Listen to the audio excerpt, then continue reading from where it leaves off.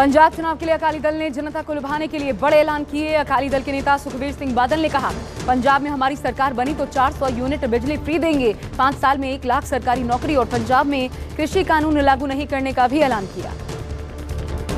विपक्ष लगातार जासूसी कांड और कृषि कानूनों को लेकर सरकार पर हमलावर है। संसद में आज भी हंगामा हुआ। सदन में कार्यवाही न चलने पर बीजेपी संसदीय दल की बैठक में पीएम ने विपक्षी दलों पर निशाना साधा। कहा, संसद नहीं चलने देना लोकतंत्र और जनता का अपमान। राहुल के नाश्ते के बाद विपक्ष का हल्ला बोल। तेल की बढ़ती कीमतों पर सरकार को घेरने के लिए विपक्ष ने राहुल गांधी के नेतृत्व में साइकिल मार्च निकाला। राहुल ने कहा, बीजेपी जनता की आवाज दबा रही है। राहुल गांधी की ओर से बुलाई बैठक में 15 विपक्षी दल शामिल हुए। बैठक में सरकार को महंगाई के खिलाफ घेरने की रणनीति पर चर्चा की गई। देश में तीसरे मोर्चे की सुगबुगाहट के बीच लालू यादव का बयान सामने आया है।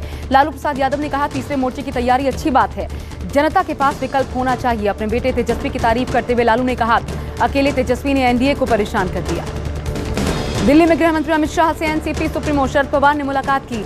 संसद भवन में गृह मंत्री के ऑफिस में ये बैठक हुई। शरद पवार ने कहा, बैठक के दौरान एमएसपी और चीनी मिलों को लेकर बातचीत हुई। महाराष्ट्र के रायगढ़ में आई बाढ़ पर भी चर्चा हुई। आपको बता दें कि कुछ दिन पहले शरद पवार प्रधानमंत्री मोदी से भी मुलाकात करने पहुंचे थे। सुहेलदेव पार्टी के अध्यक्ष ओपी राजभर के एनडीए में शामिल होने की अटकलें एक बार फिर से तेज हैं। आज ओपी राजभर ने यूपी बीजेपी प्रदेश अध्यक्ष स्वतंत्र देव सिंह से मुलाकात की। ओपी राजभर ने कहा, राजनीति में कुछ भी संभव है। यूपी में अगर सीएम पिछड़ी जाति का घोषित हुआ तो बीजेपी का साथ दूंगा।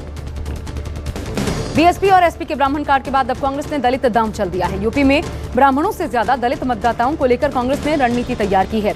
कांग्रेस पार्टी के कार्यकर्ता यूपी में घर घर जाकर लोगों से मुलाकात कर रहे हैं।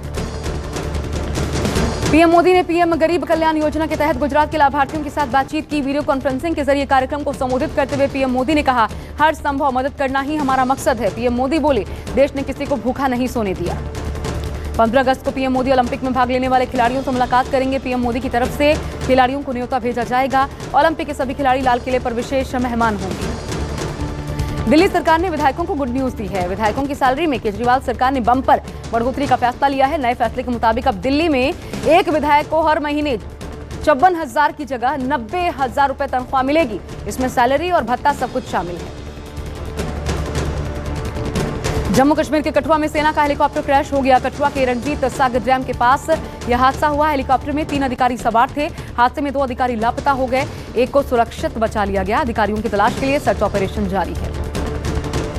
जम्मू कश्मीर के बांदीपोरा में सुरक्षा बलों को बड़ी कामयाबी मिली। एनकाउंटर में एक पाकिस्तानी आतंकी मारा गया। आतंकी से हथियार भी बरामद हुए। चंदाजी इलाके में सुरक्षा बलों को 2 से 3 आतंकियों के छिपे होने की सूचना मिली थी। आतंकियों की तलाश में सर्च ऑपरेशन जारी है। मध्य प्रदेश के शिवपुरी जिले से लगातार बारिश से बाढ़ जैसे हालात बन गए हैं, जिस वजह से शिवपुरी ग्वालियर से रेल संपर्क भी पूरी तरह से टूट गया है। रेलवे ने शिवपुरी से निकलने वाली सभी ट्रेनों को रद्द कर दिया है। जलभराव की वजह से रेलवे ट्रैक नजर तक नहीं आ रहा। एमपी के श्योपुर में क्वारी नदी में अचानक उफान आने से 60 से 70 बाराती फंस गए। जलमग्न कोठारी मैरिज गार्डन में आए बारातियों का रेस्क्यू किया गया। राहत बचाव टीम ने एक-एक कर लोगों को बाहर निकाला। फिलहाल सभी लोग सुरक्षित हैं। मध्य प्रदेश के मुरैना में भी भारी बारिश से जल प्रलय जैसे हालात बन गए। नदी में उफान से कई गांवों का संपर्क टूट गया।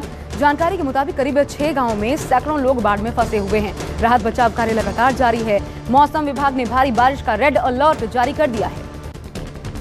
सीबीएसई का 10वीं का रिजल्ट जारी। कुल 99.04% छात्र पास हुए। इस बार भी लड़कियों ने बाजी मारी। जो छात्र रिजल्ट से खुश नहीं, वो बोर्ड की ओर से आयोजित परीक्षा में हिस्सा ले सकते हैं।